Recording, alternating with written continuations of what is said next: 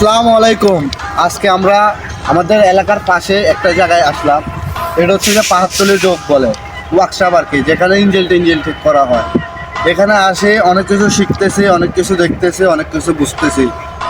আসলে বুঝলাম যে কি, এই যখন এটা একটা হচ্ছে যে যখন ট্রেন একটা ব্যতিক্রম যায়, তখন এটা দিয়ে একটা ট্রেন থামানো, মানে এক সাইডে রাখি আরেক সাইড দিয়ে পার করানো যায়।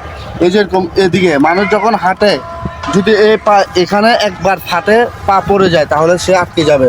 যখন ওইটা চাবি, এটা দিয়ে যখন ইয়া করা হয়, তখন পা আটকে যাবে। তার জন্য বলি, রেলপথে হাঁটতে অনেক সাবধান, অনেক কিছু দেখে শুনে হাঁটবেন আপনারা।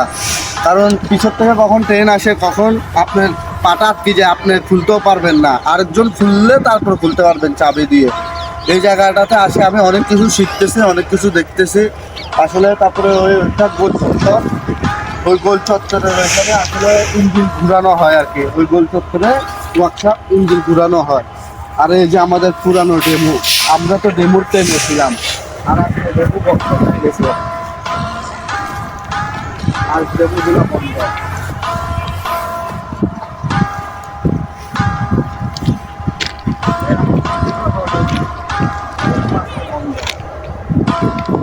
এখানে আসে অনেক ভালো লাগতেছে, অনেক কিছু শিখতে পারতেছি, এইটাই। এখানে আসছিলাম মূলত ঘুরতে, ঘুরতে আসে আমরা অনেক কিছু দেখলাম, অনেক কিছু শিখলাম। যে রেলপথে হাঁটার সময় অনেক সাবধানে হাঁটতে হয়। রেলপথ হাঁটাটাও উচিত না, তারপরেও হাঁটি আমরা। তারপরে আপনি সাবধানে জানানোর জন্যই আমরা